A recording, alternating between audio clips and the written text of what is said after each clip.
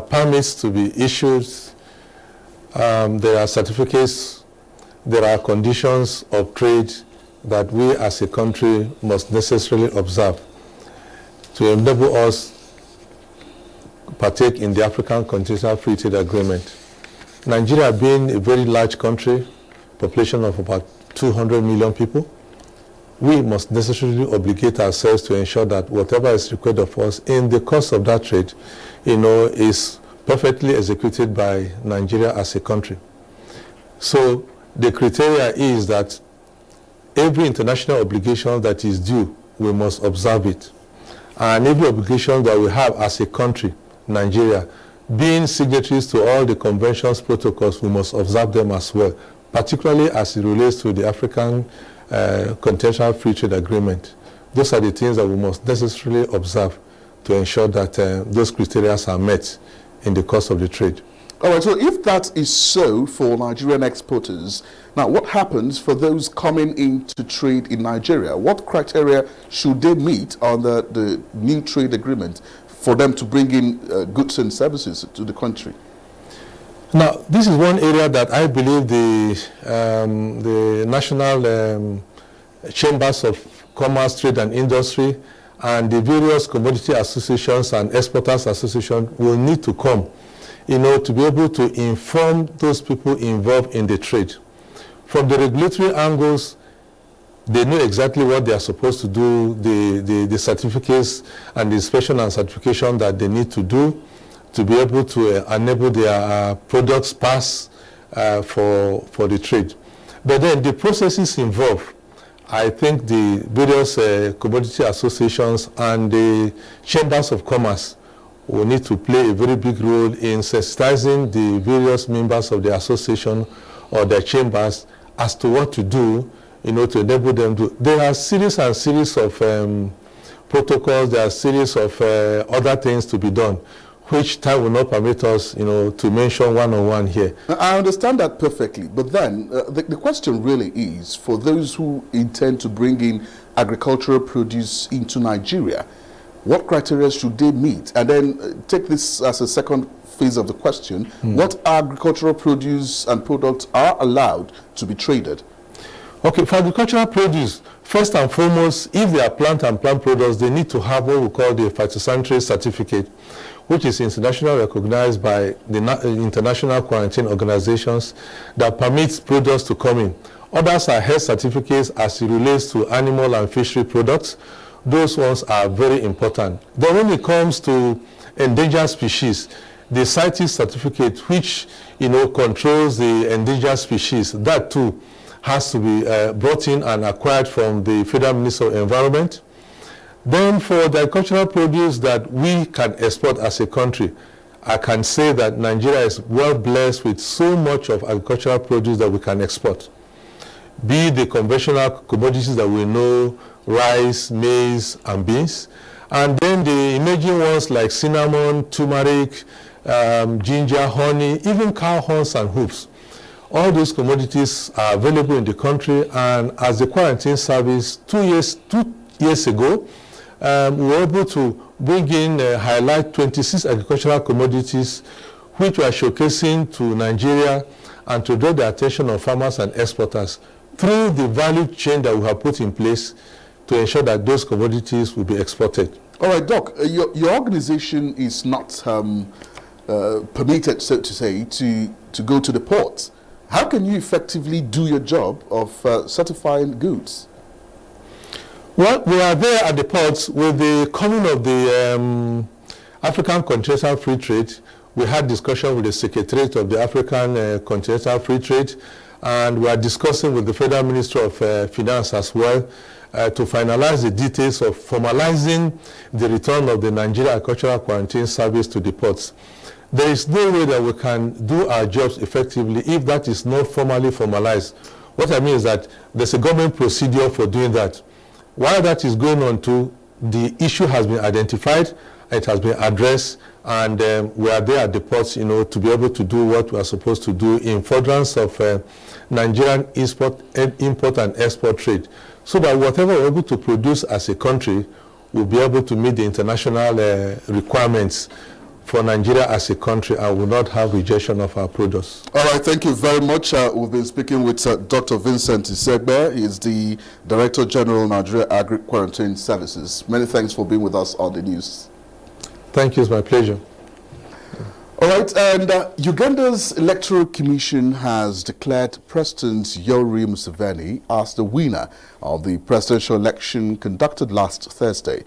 The electoral body says Mr. Museveni won about 59 of the total votes cast. Details with Musa Babaliu.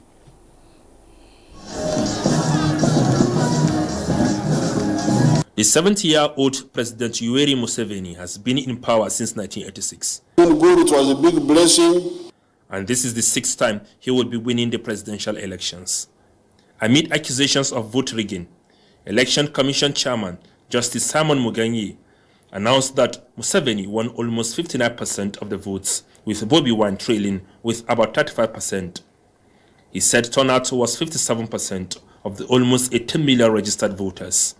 The close rival to the president, Bobi Wine, rejected the election result and vowed to provide evidence of fraud once the internet was restored. Opposition politicians have also accused the government of harassment.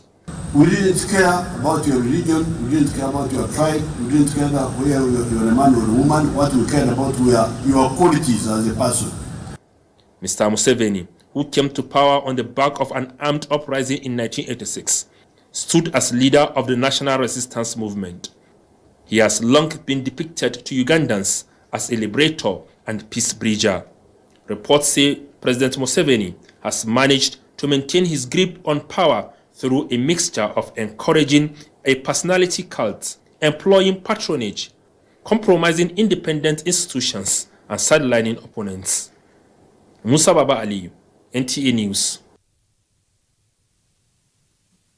Kenya is Rose Mukonyo, a journalist from Kenya who monitors the re-election of President Yoweri Museveni. Many thanks for finding time to be with us on the news. Yes, thank you very much. Thank you for hosting me. All right, now that Yoweri Museveni has been declared winner of Uganda's presidential election, what is the mood like in Uganda?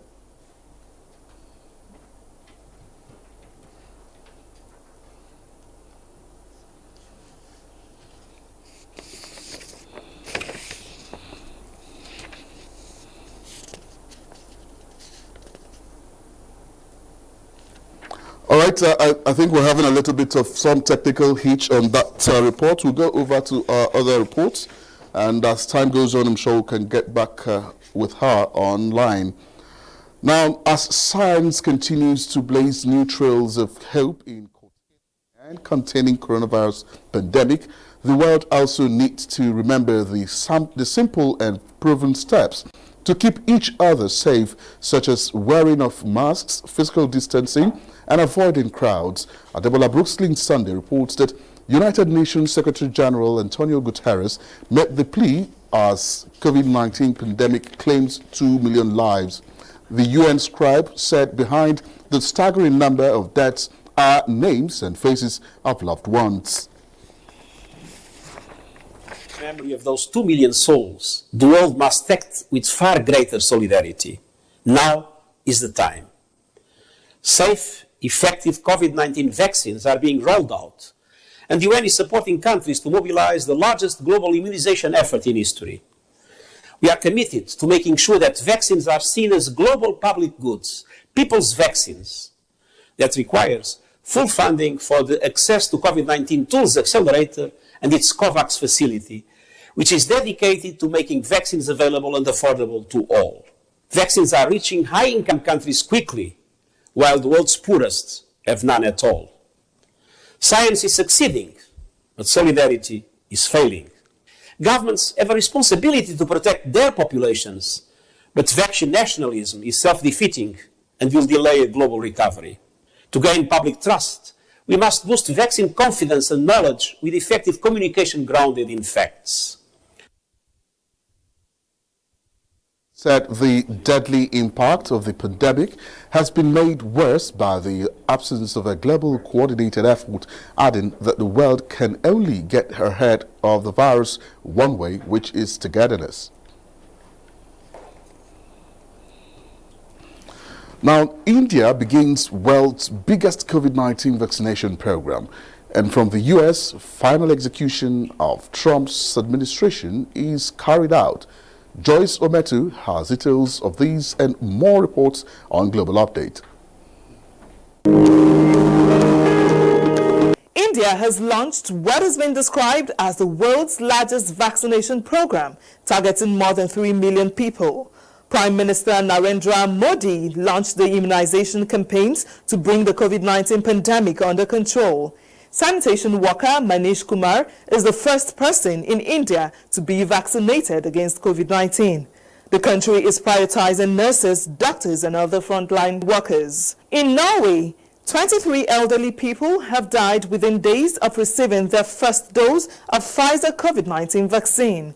The Norwegian Medicines Agency said COVID-19 vaccines may be too risky for the very old and terminally ill, the most cautious statement from a European health authority as countries assess the side effects of the first shots to gain approval.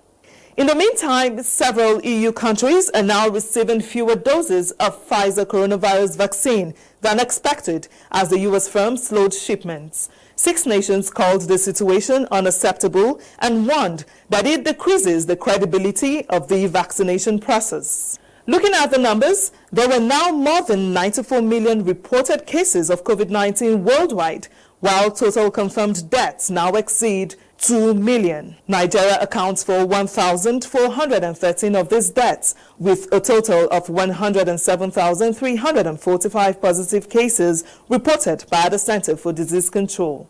In other news, all 50 U.S. states and the District of Columbia are bracing for possible violent protests ahead of the President-elect Joe Biden's inauguration Wednesday.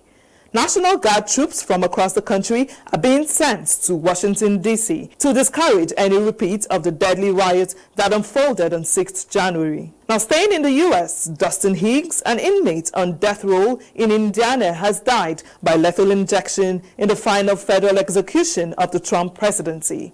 Higgs was convicted in the killings of 3 women in a wildlife refuge in 1996. His execution is the 13th carried out since July. Coming from Africa, the European Union says it is getting consistent reports of ethnic-targeted killings and possible war crimes in Ethiopia's northern region of Tigray. The EU says the conflict threatens the stability of the entire region. And that's where we end this segment. I am Joyce Ometu. Many thanks, Joyce, for that package. Now, this is a News on 80 International. Stay for more after the break.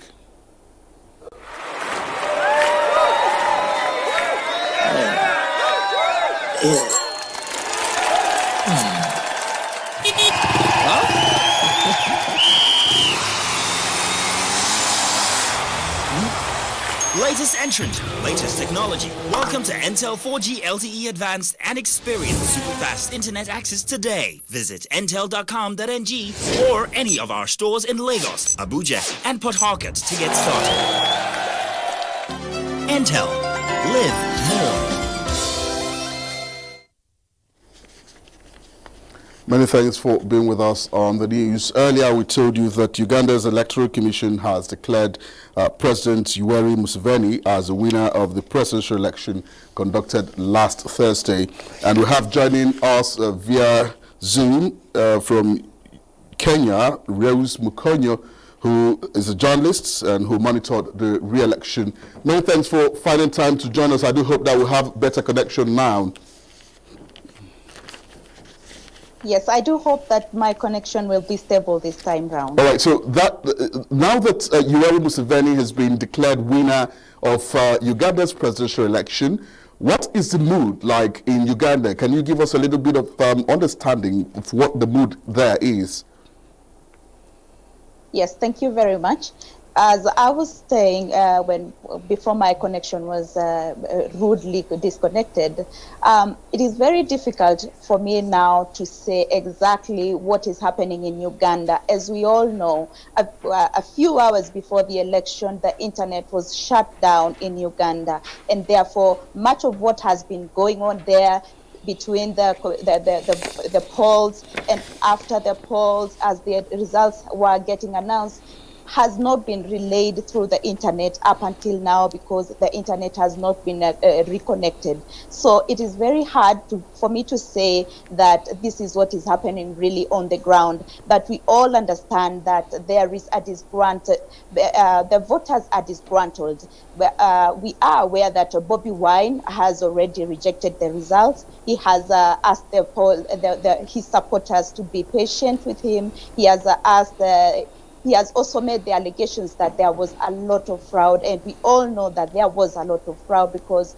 we do not understand exactly why the President Yoweri Museveni had to shut down the internet, because the internet has been the connection between Bobby Wine and his supporters. He has been he had been showing what he has been doing through his Facebook channels, through his YouTube channels, and therefore there has been no communication between him and the outside world. The outside world cannot communicate with Uganda, because what I can say is that Uganda is in a total blackout, is in darkness right now, because we cannot know what is happening right there. We cannot say this is what is happening on the ground, and because there is no internet, therefore also the other international media is not relaying what is happening there, and the only TV channels and probably radio channels that are doing coverage right now in Uganda are the national TVs and radios in the country,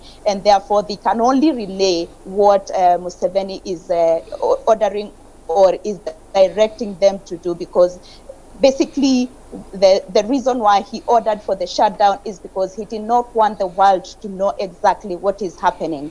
That's obviously an assumption.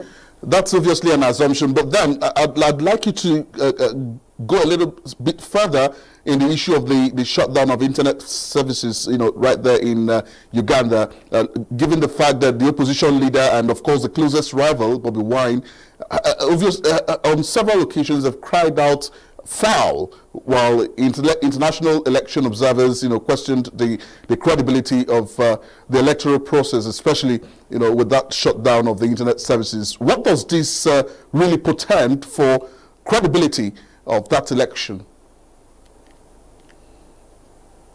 Yes, the internet was blocked on the 13th of January, a few hours before the election, actually. And we know that the UN, the EU, and the US media and observers were denied accreditation, and therefore they could not cover anything that was happening there. Of course, we know that there are some independent media houses that went there. We had media represented from Kenya and other countries who went to cover that. And the fact that there's nothing that we can say, there's nothing, we cannot even have video clips that Bobby Wine was alleging that he had taken from the polls and the fraud that he was talking about. And he actually said that he can only do that after the internet is back. And this means that all right, many thanks to Rose Bukonyo for that insight. For the period of time back, there is going to be nothing that the Many thanks, Rose, for that, your insight on the Ugandan election. We do hope that with time, a lot of things will begin to unfold. All right, and Minister of Science and Technology, Dr. Ogbonnaya has called on the organized private sector to invest in the production and commercialization of indigenous technology so as to improve the nation's gross domestic product. This was during the launch of the disinfection tunnel developed by the National Space Research and Development Agency, NASDA, in Abuja. Justin Bemuyi reports. The development of the disinfection tunnel is in line with the ministry's drive to develop non-pharmaceutical measures to checkmate the spread of COVID-19. In line with the economic diversification and job creation program of the current administration, the minister urged investors to commercialize the disinfection tunnel and make it available for Nigerian and international markets. An equipment like this that other people will need, not just in Nigeria, and within this Africa Free Trade area, other African countries and even foreigners will like to patronize such an investor who is willing to help commercialize it. So, but the private sector in the country should be able to come in, take advantage of this technology. All the input is locally derived, so they don't have to go outside to import things. Acting Director General of the National Space Research and Development Agency, Dr. Francis Chiza, added that the cost of the tunnel's production was half the cost of buying or importing such technology from abroad. And then the capacity is there for my engineers and scientists to be able to manufacture this for other establishments, private or government, at the same rate. So it's a major breakthrough when it does everything that you require. It takes the temperature, disinfects you, as it's expected to do. Justin Bemunyi, NTA News. Minister of Interior Rauf Aregbesola has expressed satisfaction with the pace of work at the ongoing construction of Janguza ultra-modern custodial facility in Kano State. The minister, who was on an assessment visit, said federal government will continue to provide a conducive atmosphere for inmates across the country. Muhammad Rabiu Ali reports. Inmates in custodial centers across the country have witnessed changes in detention facilities as a result of the federal government's commitment to decongesting them. The ongoing construction of Kano Custodial Center is one among the 6 in the country with 3,000 capacity. While inspecting the project, Minister of Interior Rauf Aregbesola said the Buhari-led administration is concerned with the condition of inmates, which brought about significant changes to do away with dehumanizing nature of prisons to serve as correctional centers. I'm quite impressed with the pace of work, with the scope of work, and the quality of work, and equally the design and the provision for the inmates. You have facilities for awaiting trial inmates, facility for categories of convicts, from petty criminals to medium convicts and maximum security convicts. So it's quite promising as a correctional custodial facility, and I must commend support from the president, because nobody ever thought of this until the advent of President Muhammadu Buhari administration. The new dawn in administration of Correctional Center will no doubt launch the country in the League of Nations which observe human rights. The project is expected to be completed before the end of year 2021. Muhammad Rabiu Ali, NTA News. President Buhari condoles with Sultan of Sokoto over brother's demise and sympathizes also with Sokoto government, Governor Tambuwal. In a statement signed by the Senior Special Assistant to the President, Media and Publicity, President Muhammad Buhari expressed his condolence over the death of Abdulkadir Jelle Abubakar, Dikon Sokoto, the Commissioner of Home Affairs in Sokoto State, and younger brother to the Sultan of Sokoto, Saad Abubakar III. President Buhari also condoled with the family of the deceased, as well as the Governor of Sokoto State, Aminu Tambuwal, for losing someone dear to them all. In the meantime, President Muhammadu Buhari expresses condolences over the passage of Hajia Fatima Fanta Garba Muhammad, immediate younger sister of late head of state, General Sani Abacha, and mother of Senator Bashir Mohammed Lado, Federal Commissioner, National Commission for Refugees, Migrants and Internally Displaced Persons, IDPs. In a release signed by the Senior Special Assistant to the President, Media and Publicity, President sympathizes with the Abacha family, Senator Lado, and his siblings, as well as the people of Kano State, noting that Hajia Fanta, who lived to the age of 75, devoted her time on earth to caring for the less privileged and godly upbringing of her children.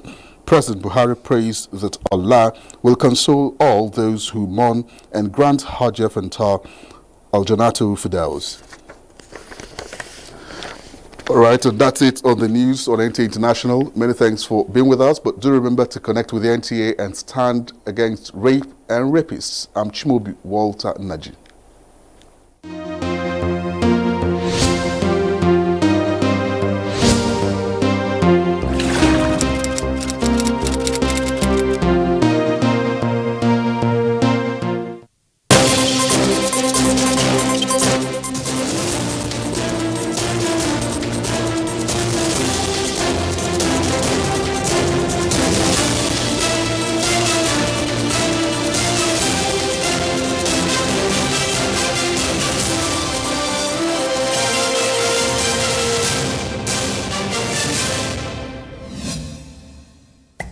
"24 hours a day, 7 days a week. You can watch NTA International live on your TV, computer, iPad, tablet and phone. Log on to visiontv.co.uk and click on Entertainment, then NTAI. You can also download the iOS or Android app on your mobile devices to watch NTA International on the go, anywhere in the world. NTA International, your window to the world.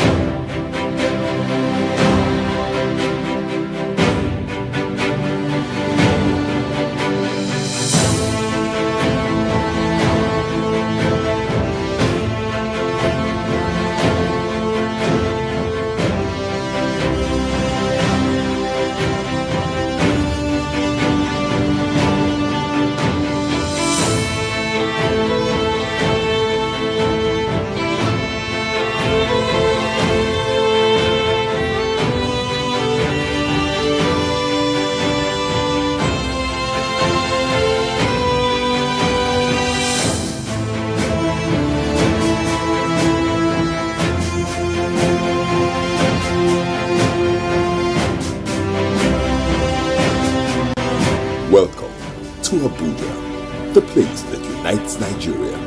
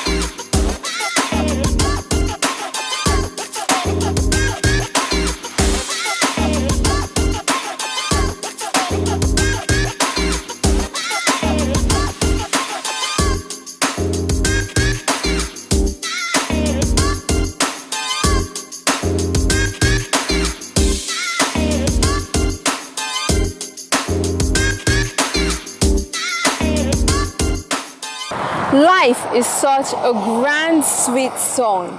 So why don't you start the music? Because music is the soundtrack of your life. It is the wine that fills the cup of silence. Welcome to the Rainbow on Nigerian Television Authority, NTA. I am Hamida Aregbe. Today we will be talking music, but first we'll be going back in time, in the times of the legend, to the time of the pioneers that graced our screen with great music. Let's watch.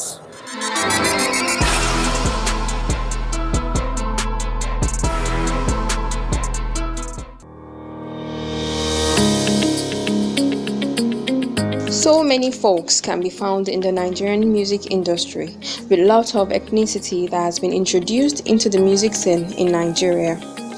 Nigerian musicians also been one of the most popular and creative artists in the world. In times past, especially in the 90s, some exceptional talents rose to grace our television screen with their talent and eventually paved way for others. In no particular order is a list of some of them.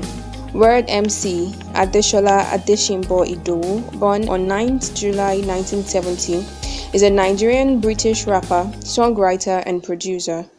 Known for her English Yoruba lyrics, Word MC is one of Africa's most popular female rapper and one of the few Nigerian female artists associated with Afrobeat.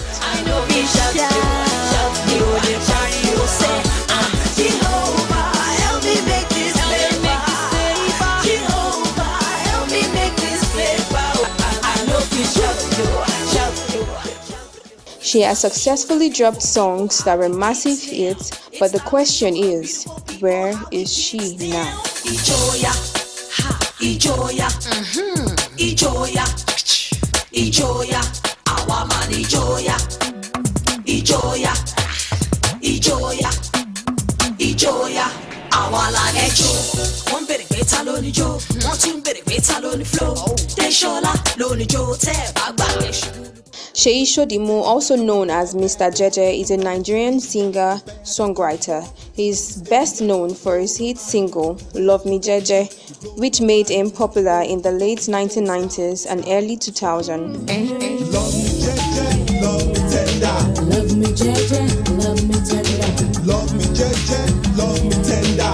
Love me Jeje, love me tender. You're my sugar, my honey, my tender lover. You're my sugar, my honey, my tender lover. My sugar, my honey, my tender lover. My sugar, my honey, my tender lover. He is a pioneer of the ever-growing Nigerian music industry. Where is he now? Got something on my mind, I gotta tell you. Sophisticated lady, sophisticated woman, sophisticated yawo, sophisticated mommy. Alex O, born Alex Okorogwe, is a Nigerian pop musician, songwriter, and music producer. He rose to fame in the music scene and became popular in the Nigerian music industry in the 1990s. He released the song Celebrate, which became a global disco hit in the 1990s.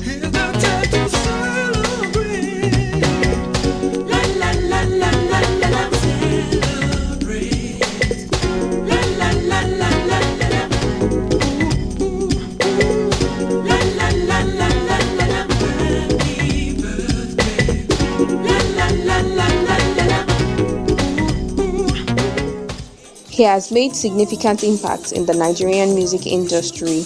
Where is he now?